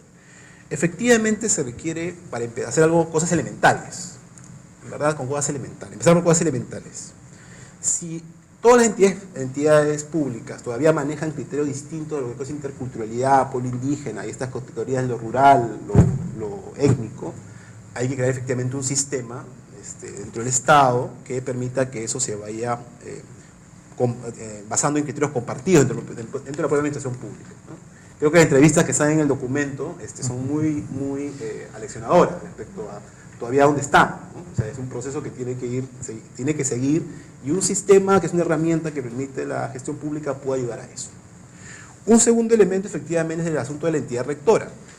No hay política pública que pueda sostenerse cambiando cada año, que es más o menos el promedio que tiene hoy en el país, la decisión sobre quién se hace cargo de la rectoría de materia indígena o de materia de interculturalidad. O sea, no podemos seguir con ese ritmo de cambio, ¿no? Entonces, pararlo y tomarnos en serio la necesidad de alguna reforma que se pueda hacer, pero con el tiempo que sea necesario para hacerlo bien y hacer una cosa que nos dure pues al menos un par de décadas, ¿no? Y no estar cambiando cada año de institución. Aparte, que es un asunto distinto, es crear junto a los pueblos indígenas, las organizaciones, un espacio de discusión nacional sobre estas políticas, que es lo que está faltando en la estructura actual básica que se requiere. No hay un espacio en este momento de discusión nacional de estos temas. Entonces pueden aparecer efectivamente después de cualquier evento una nueva institución, entre comillas, que diga que son parte de la representación indígena, y no hay en estos momentos un marco que permita organizar eso y asegurar que tengas un interlocutor para estas discusiones.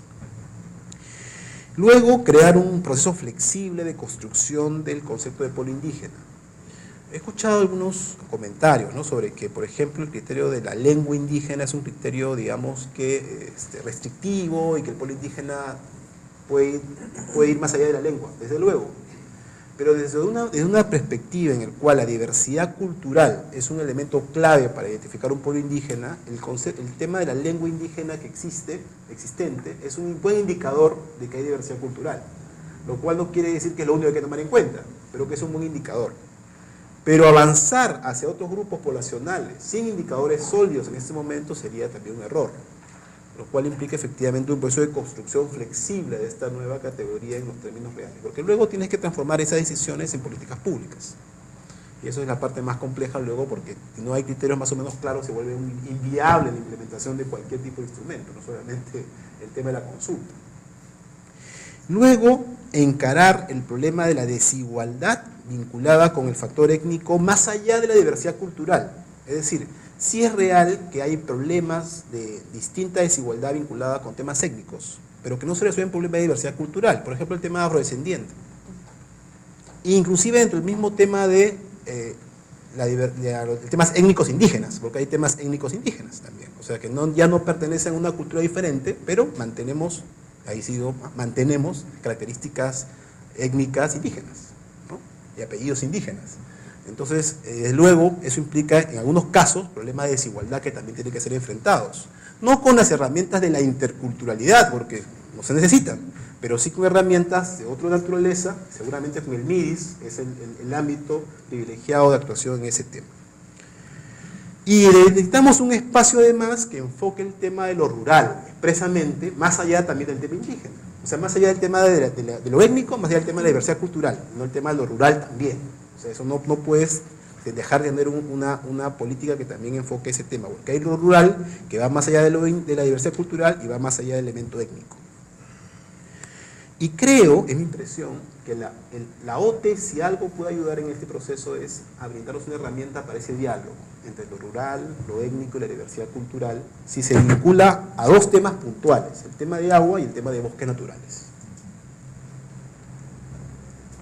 Con lo cual estoy adelantando que voy a decir más adelante.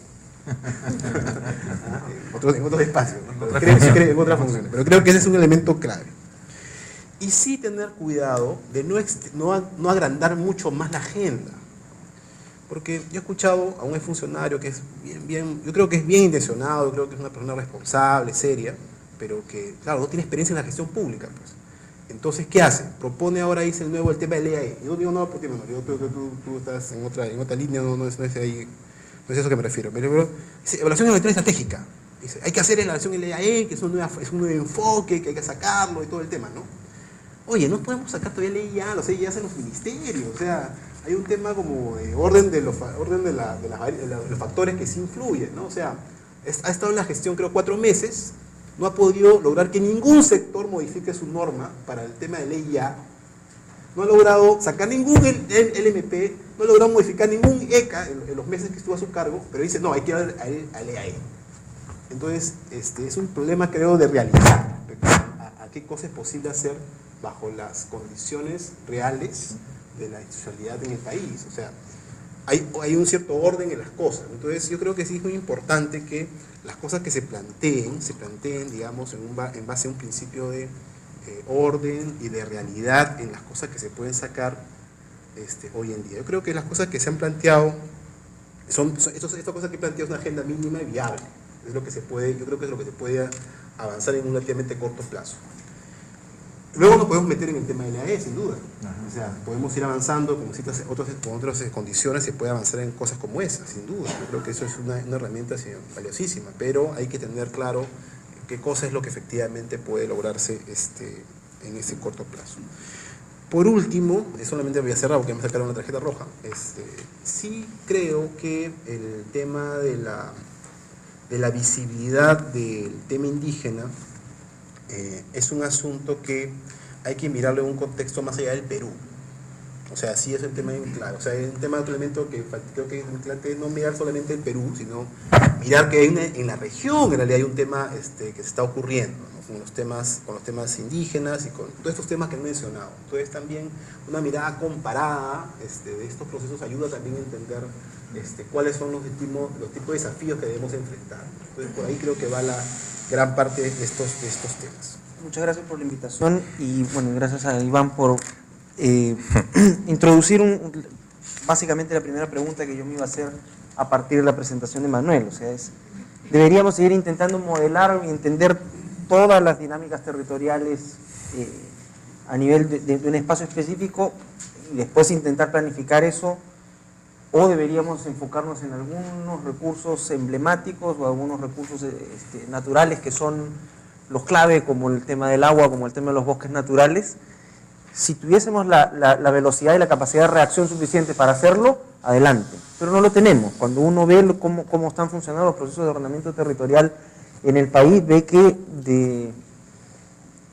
a excepción de la región Ancash, que es la única que no ha iniciado el proceso, todos tienen proceso de zonificación ecológica económica o de ordenamiento territorial iniciado. ¿Cuántos lo han terminado o han llegado a una etapa de conclusión en la cual sistematizan información? 5. El resto está en una especie de proceso cíclico en el cual empiezan la zonificación ecológica económica, hacen todo un proceso que está además basado o sustentado en un proyecto de inversión pública para el cual se ha creado una línea específica de ordenamiento territorial en el Ministerio de Economía y por los problemas de representatividad, por los problemas de diferencia de intereses, terminan todos estos procesos siempre trabados y lo que pasa es que se acaban los recursos del proyecto de inversión pública y la zonificación ecológica y económica nunca se terminó, y entonces el gobierno regional siguiente empieza a buscar un nuevo proyecto de inversión pública para actualizar la zonificación ecológica y económica y descarta toda la información previa que se construyó. Cuando uno lo ve en términos de la aplicación específica de la información que se genera a partir de los procesos de zonificación ecológica y económica, de que el único gobierno regional que la ha usado para algo es el gobierno de San Martín. El resto tiene ahí una recatafila de mapas y de información y de datos que ha generado que no se usan, quedan ahí porque hay la idea de que nada de esto se puede usar hasta que no tengamos el plan de ordenamiento territorial aprobado. Entonces ninguno de estos productos previos tiene ninguna utilidad en formulación de políticas, lo cual es terrible, ¿no? O sea, en términos como autocrítica desde el sector, uno ve que hemos sido sumamente exitosos en generar la idea de que es necesario ordenar el territorio y tener esta planificación del uso de los espacios y los recursos. Lo digo en términos de esto que decía antes. Una sola región no tiene el proceso iniciado, pero cuando uno lo ve en términos de cuáles son los resultados concretos que se están generando a partir de estos procesos, el resultado ya no es tan alentador, ¿no? ¿Qué es lo que ha pasado ahí? Bueno, hay un tema que tiene que ver con entiendo yo, una excesiva rigidización respecto del tema del instrumento, y pensar este proceso de esta especie de fetichización que ha existido respecto de la zonificación ecológica y económica, ¿no? Y que básicamente cuando yo construyo estos mapas, lo que estoy haciendo es realmente ordenar el territorio. No, lo que estoy haciendo es construir mapas. No estoy ordenando el territorio, porque la ordenación del territorio pasa por un acuerdo social. Un acuerdo social a partir de que viene de, estamos de acuerdo en que estos son los mapas, ¿sí? Y estamos de acuerdo en que estas son las dinámicas que nosotros queremos promover o queremos que ocurran, o estas son las dinámicas que no queremos que ocurran, y es a partir de ese acuerdo que yo ordeno el territorio. No es a partir de los mapas, no es a partir de los mapas que me definen además ciertas categorías que uno tiene que tener en cuenta, en las cuales uno tiene que tener en cuenta el origen de la herramienta. La zonificación ecológica y económica tiene un sustrato de promoción de actividad agrícola y de apertura de frontera agrícola. Entonces tiene una lógica agrarista detrás, no es una lógica completamente ecológica o ambientalista, es una lógica, está orientada a ver cómo hago yo expansión agrícola, especialmente, o sea, y desde el inicio pensada en el ámbito amazónico, con el menor impacto posible. Entonces, esas rigidez o esas limitaciones que tiene la herramienta tienen que ser entendidas claramente al momento de aplicarlas, para no estar generando una expectativa demasiado alta respecto del resultado final. Esta pregunta que yo me hacía al principio tiene que ver también con a qué velocidad está cambiando el territorio.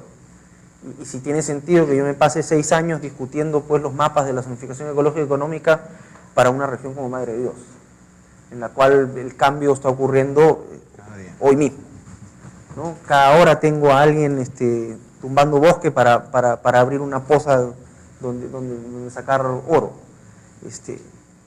¿Cuál es la respuesta que debería haber desde el Estado frente a procesos que están ocurriendo a esta velocidad, ¿no? Sin duda no es la cosa no pasa por tener un proceso rígido de sentarse a discutir de manera profunda mapas e información, sino bueno, cuál es el nivel de información que yo necesito para tomar decisiones específicas sobre el territorio. Y bueno, no deberíamos tal vez tener, como dice Iván, un enfoque en determinados recursos. Bueno, ¿cuáles son los recursos claves? ¿Es el agua? Bueno, hagamos que el ordenamiento territorial gire alrededor del recurso clave en cada caso? Claro, eso te genera una pregunta sobre quién define cuál es el recurso clave y qué es lo que ocurre cuando uno quiere, no sé, pues trabajar en sierra y dice, bueno, para los ambientalistas el recurso clave es el agua, y para los otros se dicen, no, agua y oro, o agua y los minerales, ¿no? Entonces finalmente, ¿cuál de los dos es el que debería marcar el proceso de ordenamiento? Ese es el gran tema. Lo otro que tenemos que tener en cuenta es que estos procesos, estos requerimientos respecto del tema de ordenamiento territorial ocurren además de toda otra serie de requerimientos que desde el sector ambiental hacemos a los gobiernos subnacionales respecto de planificación de ordenamiento. El Ministerio del Ambiente desarrolla o solicita, y eso está en la ley de base de descentralización, estrategia regional de diversidad biológica, estrategia regional de cambio climático, estrategia regional de desertificación y todas las estrategias regionales que uno se puede imaginar. ¿Por qué no? El tema, y eso es parte de una discusión que estamos empezando a tener en el Ministerio, ¿por qué no tenemos un solo documento de planificación de nivel territorial que incorpore estos temas en vez de solicitar a equipos técnicos con capacidades limitadas o con capacidades limitadas en términos de la cantidad de gente que pueden poner a servicio de esto, estar en 4, 5, 10 procesos en paralelo que finalmente apuntan a lo mismo, a la gestión adecuada del territorio para haciendo frente o tomando en cuenta estos grandes retos, si se quiere, globales, que tienen que ver con pérdida de diversidad biológica, con cambio climático, ¿no? O sea, ¿cómo hacemos para que todo esto se concentre en un solo instrumento de gestión? Y un solo instrumento de gestión que además sea un instrumento de gestión operativo. ¿Tiene sentido que yo tenga una estrategia nacional de cambio climático y eso baje a estrategias regionales? ¿O debería tener una estrategia nacional que después tiene planes específicos de acción al nivel local? O sea, todavía seguimos pidiendo que hagan primero la estrategia y después el plan. O sea, doble proceso. Y eso multiplicado por cada uno de los temas que uno se pueda imaginar. Y eso es el Ministerio del Ambiente. Si le sumas lo que le pide el Ministerio de Agricultura y lo que le piden todos los otros ministerios, tienes pues que los equipos de gestión de los gobiernos regionales están en la planificación ITIS permanente. Y el tema es, bueno, ¿dónde termina eso, ¿no? Y qué calidad de documentos es los que se generan.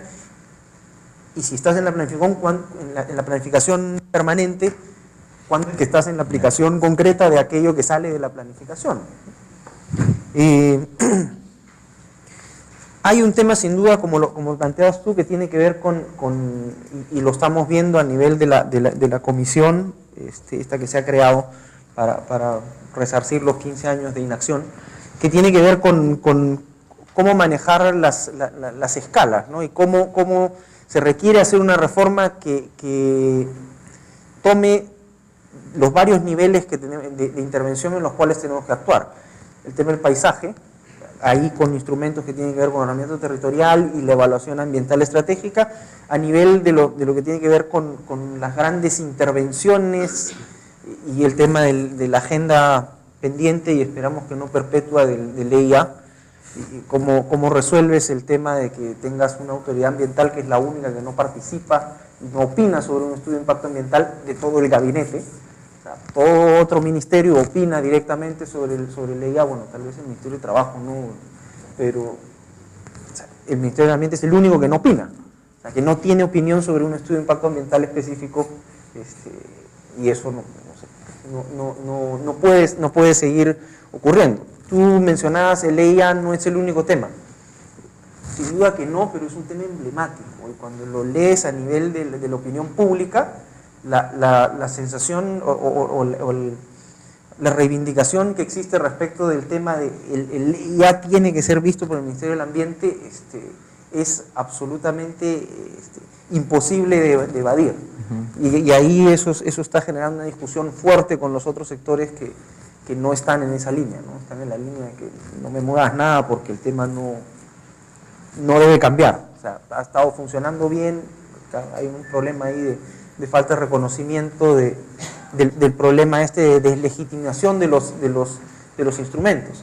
Y eso es algo interesante porque uno lo ve, si uno compara cuán regulado está el EIA, donde tenemos listas específicas de consultores que tienen que inscribirse y demostrar capacidad, y uno lo compara con los procesos de ordenamiento territorial y de zonificación ecológico-económica.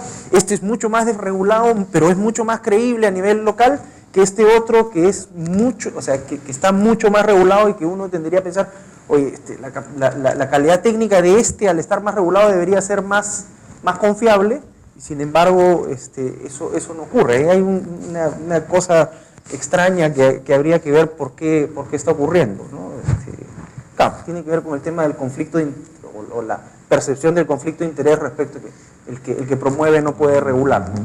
Pero ese es un tema interesante sobre el cual también estamos queriendo actuar desde el ministerio. O sea, queremos empezar a tener un proceso un poco más regulado respecto a los procesos de ordenamiento territorial. O sea, deberíamos tener listas de empresas consultoras o de instituciones autorizadas a hacer ZE, autorizadas a hacer OT. No lo sé, es parte de la discusión que estamos llevando adelante. Y respecto, bueno, de acciones, algunas ya las adelanté, esta discusión interna respecto de tener un solo instrumento de gestión territorial que incorpore los temas. Estamos preparando una propuesta de ley de ordenamiento territorial.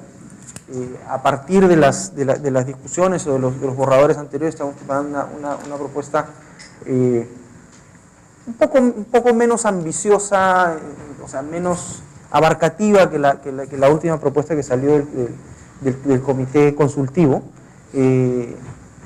Una propuesta más enfocada en la parte de instrumentos de gestión y en ver cómo conectar este instrumento con los instrumentos de gestión más modernos, ¿no? O sea, cómo hacer el vínculo del ordenamiento territorial con los PPR, con los planes de incentivos, ¿no? Que creemos que son instrumentos claves para poder romper esta especie de inercia que ha existido respecto de, bueno, mientras no termine la ZE y esté en una discusión respecto de las tablas de atributos o no sé, las proyecciones, no puedo hacer nada, ¿no? La idea es cómo hago para que sea atractivo hacer ordenamiento territorial también en términos de presupuesto y de posibilidades de acción desde las regiones. Gracias. Con todo el respeto al viceministerio, el hablar de un ministerio de cultura ya nos está planteando un problema, porque estamos reconociendo múltiples culturas, pero todavía estamos hablando desde una cultura dominante, ¿no? Es decir, mi cultura es la cultura y la de los otros no sabemos, ¿no? Entonces, pero es interesante porque en su exposición usted ha introducido un tema que creo que es muy importante, que la interculturalidad es política.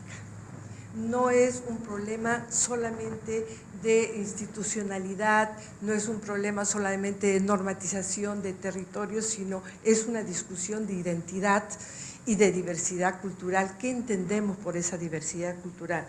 Entonces creo que otra de las reflexiones es cómo hacemos el nexo entre equidad y exclusión, y descolonización y despatriarcalización, que son elementos que tienen que ver justamente con estas identidades de país que queremos construir.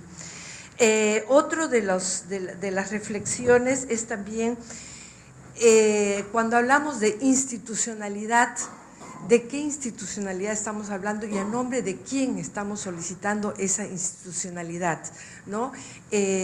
¿Cuáles son esos espacios donde recuperamos las demandas de los pueblos indígenas o de estas culturas que estamos hablando, que puedan expresar su concepto de institucionalidad, su concepto de lengua, de territorio, de cultura, y que nos permitan avanzar un poco en lo que nosotros decimos no tienen claridad? Creo que nosotros somos los que a veces no tenemos claridad y ellos no tienen espacios donde expresar estas demandas, ¿no? Entonces, yo creo que es muy importante que definamos los espacios para ver cuáles son esa participación que debemos generar para crear un Estado más inclusivo y crear esta ciudadanía más también intercultural o nacional, que es otro de los debates. ¿Estamos hablando de pluriinterculturalidad o estamos hablando de plurinacionalidad? Que tú le habías planteado, ¿no?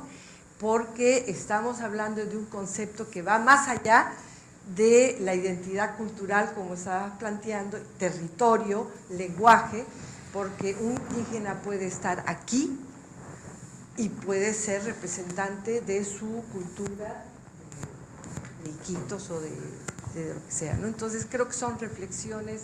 Ñoca, Bruselas, Pampa, Mantacani y Chaca son copi, Huancavelica, Mantacani. Como no han entendido nada, no soy como Berta, mitad, yo tengo 3 mitades, soy euroandino amazónico, pero somos paisanos. No, una pregunta es sobre el EIA. Soy Etienne Durper, un profesor visitante en la Universidad Agraria La Molina.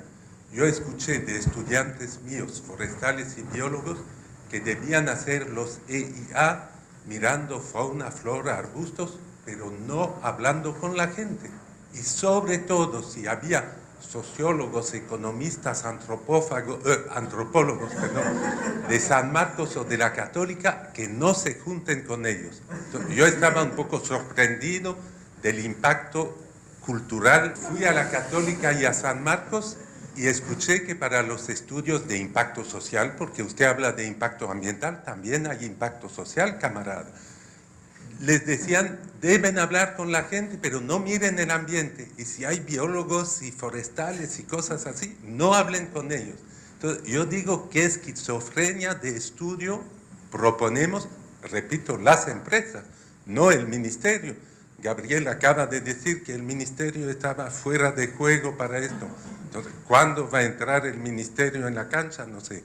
Pero me parece grave a nivel intercultural, interdisciplinario, interterritorial, nuestra forma así maniquea de ver la cosa. Gracias. Y quería agregar, soy de Bélgica, ustedes hablaron de Australia, un gran país representado aquí por Martín, pero Bélgica y Suiza son pequeños países multiculturales con sus problemas, por supuesto, pero se puede compartir experiencia. Gracias. Algunos aspectos que creo en las 2 primeras preguntas se plantean, que tienen que ver con, me parece, con aquello que le da soporte a la institucionalidad, es decir, no es propiamente el aspecto normativo, legal, político, pero creo que sí tiene que ver mucho, es muy importante además porque tiene que ver con lo social, lo ideológico, y con aquello que puede determinar mucho cómo esas políticas de interculturalidad se implementan en la práctica. Porque esto afecta, digamos, justamente a la misma estructura de la burocracia estatal de los, digamos, los funcionarios y los operadores de esas políticas en los niveles más bajos. Y tiene que ver con, y quisiera así en ese sentido quizá un comentario sobre todo de los comentaristas, porque vienen justamente del Estado, tiene que ver con cómo en una sociedad como la peruana, hablar de interculturalidad creo que es una tarea dificilísima, porque creo que tenemos obviamente una tradición y un arraigo muy grande en lo que es, digamos, una visión finalmente fundada en el racismo, en la desigualdad, la exclusión, ¿no? En no entender, además, ni saber, ni estar enterados acerca de las diferencias en un país como el Perú. Yo recuerdo, por ejemplo, brevemente, solamente 2 anécdotas, ¿no? Uno, como en un estudio que hacíamos sobre niñez afroperuana que está en curso justamente, el hablar con una jefa de Demuna en Chincha acerca de si ella percibía diferencias en una serie de indicadores o incluso en el trato y la forma y digamos el tipo de quejas que podía atender de parte de población que era afroperuana. Y lo que ella acabó diciéndome fue, mira, además de esas cosas nosotros no las vemos porque acá, para nosotros, todos los niños son iguales, nosotros no discriminamos a nadie. Ustedes dirán que obviamente expresa lo que está, digamos, metido creo en todos los peruanos, ¿no? Y que hemos crecido y nacido y nos hemos nutrido históricamente de esa forma, de esa visión, digamos, a la que aludía justamente María, ¿no? María Ballarín. Entonces, ¿qué hacer para cambiar eso? ¿Qué hacer para que el Estado, pero el Estado no como ente abstracto, sino para que los funcionarios, los empleados y los operadores de ese Estado entiendan y cambien finalmente y modifiquen su forma de ver las cosas, su manera de entender la sociedad y de entender al otro, ¿no? Y finalmente esto, ¿por qué? Porque si eso no se da, desde mi punto de vista, el riesgo que se corre es que va a ser difícil poder implementar políticas, ¿no? La segunda anécdota tiene que ver con algo que sucedió hace 3 días, cuando en el Instituto Nacional de Estadística e Informática nos contaba un funcionario cómo en la encuesta del 2004, cuando el Banco Mundial financia y se hace un estudio sobre la población afroperuana, nos contaba cómo el encuestador casi se pone a discutir con la encuestada porque aplicó una pregunta de autoidentificación y él vio a una persona que, como él cuenta, era absolutamente negra, pero la persona decía, perdón, al contrario, la persona no tenía nada de persona negra, como él decía, usando un término racial, pero la pregunta era de autoidentificación y la persona decía, yo me considero afroperuana. Entonces el encuestador acabó preguntándole y diciéndole, ¿está segura? ¿Por qué? Pero usted no es afroperuana, ¿no? Entonces al final, obviamente, ese tipo incluso de actitudes puede, en este caso concreto, por ejemplo, determinar una respuesta, un registro, un indicador distinto al que realmente se quiere captar, ¿no? Entonces, un poco la labor que puede haber como tarea complementaria de, digamos, de capacitación, de no sé qué término usar, porque yo creo que va más allá de la capacitación, pero incluye ella, ¿no? Que es un poco cómo a los mismos funcionarios y operadores finales de ese tipo de políticas se les hace ver una perspectiva distinta, ¿no? Un poco es una manera de implementar la interculturalidad. Y además, por ejemplo, este tema de la implementación de encuestas es algo que se viene ya haciendo en el Centro de Salud Intercultural, ¿no? del INS, ¿no? Pero que ha tenido el mismo problema, ¿no? Y que nos decían, el problema es que ya está la ficha, está la incorporación en la hoja IS, donde se está aplicando incluso ya se supone que en todo el país, pero no ha habido una capacitación de los operadores, del proveedor de salud, para que entiendan que esa pregunta tiene un sentido de autoscripción. Entonces, y ya nos han dicho de que obviamente las respuestas y los resultados que tenemos de esa experiencia dicen cualquier cosa, menos lo que se está pretendiendo medir. 2 temas quería mencionar, ¿no? El tema de la confianza del instrumento que planteó Rosana y el tema de cómo tener espacios para intercultural o cómo introducir la interculturalidad, que es otro de los temas que se plantearon, ¿no? Entonces, a ver, hay varios temas, digamos, alrededor de la confianza, ¿no? Por un lado están estas distintas caras que tiene el Estado cuando intervienen los espacios de los territorios del país, ¿no? O sea, el Estado tiene una cara que es la cara coercitiva, que es una cara importante, porque en ocasiones a veces la única que se observa, y eso es real, o sea, no es un tema de culpa de la administración, es un tema de cómo está organizado el Estado. Hay un Estado que está vinculado con servicios públicos, con provisión de servicios públicos, bienes públicos, que ha querido resolverse de alguna manera a través de los niveles centralizados de gobierno y que no ha funcionado, ¿no? Limitado. Hay una cara del Estado como representante de, o sea, como digamos, vinculado con el régimen, es decir, vinculado con la capacidad de expresar a través de los actores distintos de diverso nivel sus propios intereses, preocupaciones, dudas y que se sientan canalizados estos temas, ¿no? Entonces, es evidente que el orden de presencia es inversamente proporcional, ¿no? Digamos, es decir, primero hay más Estado coercitivo, servicios públicos hay, o sea, no es que el Estado no haya podido llegar a muchos lugares, ha llegado, pero con limitaciones. Pero el otro lado, que es un poco lo que Manuel planteó en su presentación, la falta del problema de representación, ¿no? Es un Estado que efectivamente es el más pobre, el más débil de esta triada, ¿no? Hay más dimensiones del Estado, pero digamos, un poco para... Entonces, la confianza de los instrumentos depende mucho de ir desde este lado, del lado de la capacidad de hacer política efectivamente vinculada con la gestión pública. Lo he dicho ya en varios lugares, así que no creo que me genere problemas, porque ya lo he dicho. Pero efectivamente, o sea, la gestión pública no es una gestión absolutamente, digamos, aséptica, es una gestión también de gestión política. La gestión pública implica también gestión política. Y esa es parte del tema. No estoy seguro si el asunto se puede resolver como un asunto simplemente de diseño del instrumento, a eso me refiero. O sea, el instrumento no resuelve por sí solo esos problemas de confianza, es un tema de la actuación real en el proceso. Pero también hay que tener en cuenta otro factor, que es que hay actores que están también, y hay que decirlo abiertamente, en la línea de destruir cualquier posibilidad real de que esa confianza se construya, porque les conviene un espacio de desconfianza. Por diversas razones, no solamente, digamos, no solamente político-partidarias, puede ser económicas, porque hay intereses fácticos presentes, el narcotráfico no le interesa que el Estado tenga presencia en el territorio, ¿no? Ciertas actividades ilegales de diversos tipos no le interesa que el Estado tenga presencia en el territorio, entonces van a minar cualquier esfuerzo destinado a generar esos procesos. Pero efectivamente gran parte del peso está en el Estado que tiene que construir esta relación de confianza. Entonces, no hay una respuesta única para cada uno de los instrumentos, pero creo que gran parte del tema es la habilidad política del Estado para empujar. Como esa capacidad no está basada en una burocracia sólida que sostenga ese esfuerzo, entonces lamentablemente gran parte tiene que ver con las personas a cargo de los temas.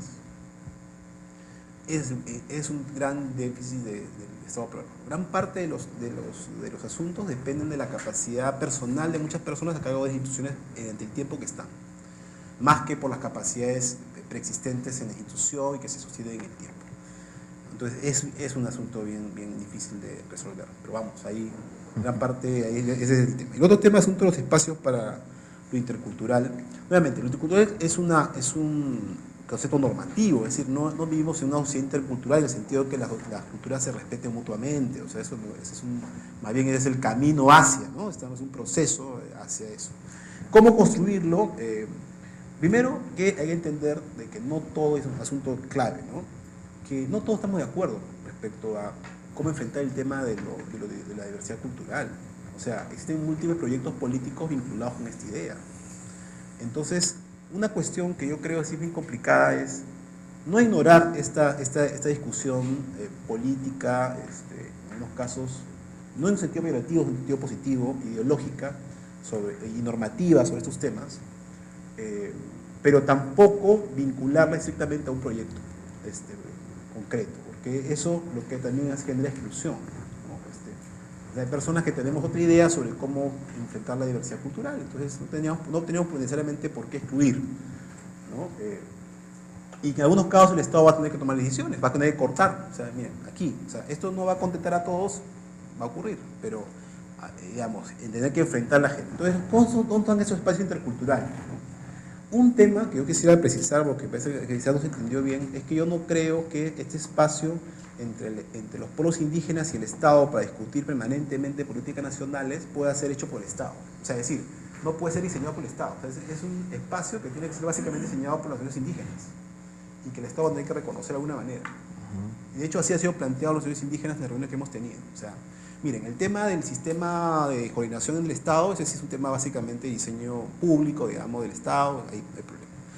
El tema de construir una entidad rectora que se haga y fortalecerlo es un tema que tenemos que conversar. Pero el tema del espacio donde vamos a dialogar ustedes con nosotros, digamos, en el sentido de Estado con organizaciones indígenas, tiene que ser pues, construido básicamente por ustedes, y nosotros tenemos que básicamente decir, ok, hay que hacer algunos ajustes para adecuarlo a nuestras necesidades burocráticas, pero nada más, o sea, no de otra manera, porque es la única forma de que ese espacio funcione. Si yo le voy a decir, mira, yo no te acepto una asamblea o un consejo y punto, esa es la única manera que te ofrezco, y si quieres tú acepto y si quieres no, o sea, ahí efectivamente eso no va a funcionar. Tiene que haber un espacio que las organizaciones puedan, digamos, considerar su propia propuesta. Y ahí viene el otro tema, que es que tampoco las sociedades indígenas ni los pueblos indígenas son una cosa homogénea. O sea, dentro de las propias instituciones indígenas existen múltiples visiones y posiciones sobre el tema. Y algunas de ellas son excluyentes unas de otras, inclusive a nivel de competencia entre instituciones. Si tú sientas a una en la mesa, la otra no quiere venir. Si una simplemente la otra dice no, porque yo sí represento a los pueblos indígenas y esta no. Entonces, además hay temas ahí internos. Entonces, es parte de los desafíos del proceso de construcción de estos espacios. Pero creo que no hay manera de hacerlo si no es que están todos dentro. Y ahí viene, y con eso cierro, yo creo que el otro asunto que planteaba Rosana y que está vinculado con el espacio de interculturalidad es el espacio del momento en el cual el ciudadano se acerca al Estado y pide algún servicio, pide alguna cosa y el Estado lo discrimina o actúa de una manera. Mira, ese tema desborda el tema de la agenda de interculturalidad. Precisamente yo mencionaba que hay un tema étnico y discriminación más allá del tema intercultural. Y ahí, yo no creo que eso se pueda resolver en este periodo que, digamos, es un tema en el cual pero que hay que encarar. Creo que el tema si hay que colocar un hito en este tema, en este ciclo, digamos, en este proceso, es hacerlo visible. Yo creo que ese es el primer asunto. Y de ahí empezar a caminar y construir cosas, pero primero hacerlo visible, ¿no? Yo creo que una primera cosa que no se había pasado es eso. Por eso que el Ministerio de las Culturas, que espero que se llame así pronto, de hecho así se llama en algunos países y nos han sugerido que se llame así. De hecho yo no tuve nada que ver con el nombre, me vino así. Pero claro, tiene razón, las culturas debería tener, y eso estamos en esa reforma, una dirección especializada en lucha contra la discriminación étnica. O sea, ¿cómo es posible, ¿no? Así como no tiene sentido que el Ministerio de Ambiente no pueda opinar sobre la sociedad, no tiene sentido que se desconozca en todo el Estado que hay un problema de discriminación étnica enorme, que hay una oficina creada especialmente para enfrentar ese tema. Entonces, eso yo creo que son los asuntos las respuestas absolutamente insatisfactorias que te puedo dar.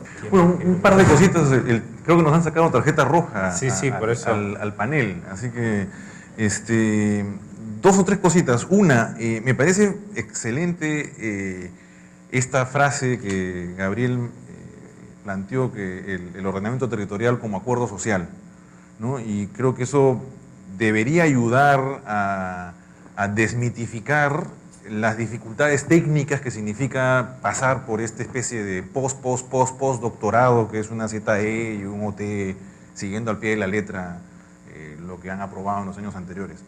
Y esto lo ato a esta esquizofrenia de estrategias, las múltiples estrategias regionales y los múltiples instrumentos de gestión, ¿no? Entonces, no sé qué van a hacer ustedes en estas propuestas de reformas, pero digamos, si se puede de manera muy sencilla y simple forzar de que un instrumento, llámese el Plan Estratégico de Desarrollo Concertado, en diferentes niveles territoriales, incluya los múltiples ingredientes de las estrategias y planes y programas, obviamente no dando el cumplimiento completo a las normas previas, porque eso tendrían que hacer, en fin, ahí tenemos varios abogados por acá, yo creo que eso es fundamental.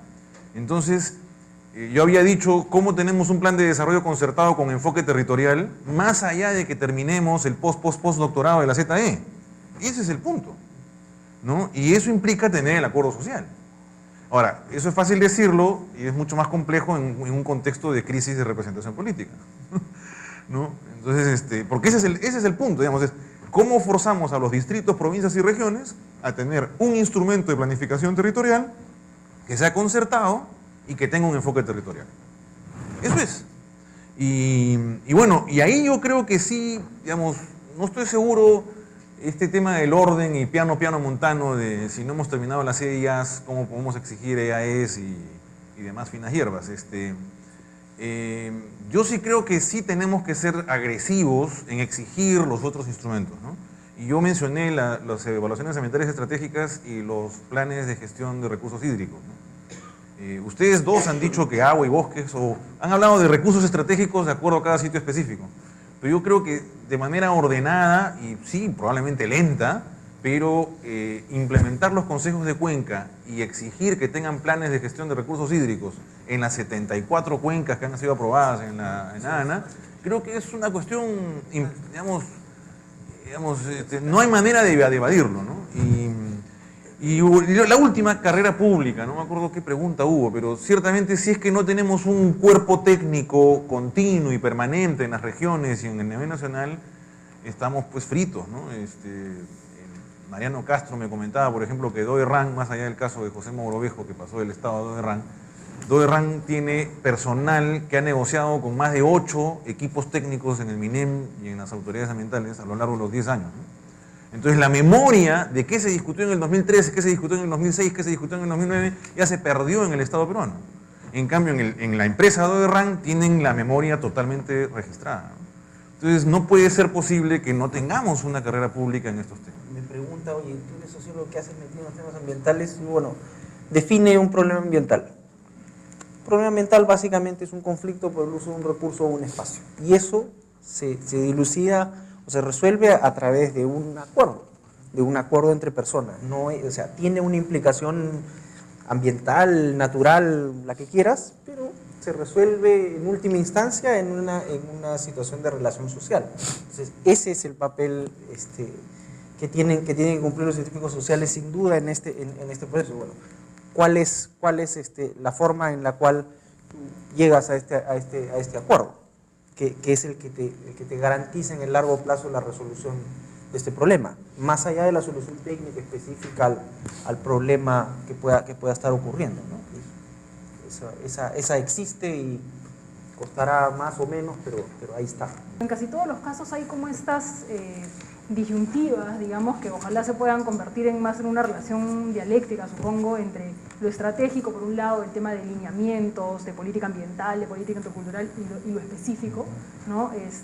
Las necesidades de información, las cuestiones tan prácticas y concretas que hay que resolver entre lo que se quiere hacer y lo que se puede hacer en el contexto de un Estado donde no hay carrera pública, donde tenemos las discontinuidades que tenemos, donde todavía el Estado no tiene un control total del territorio, ¿no? Y por otro lado, esta disyuntiva entre la naturaleza política de todos estos problemas y el tipo de cosas que mostrabas tú de una naturaleza, digamos, en un contexto, cómo se resuelve esa cuestión política en un contexto donde no hay una demanda que venga de abajo, ¿no?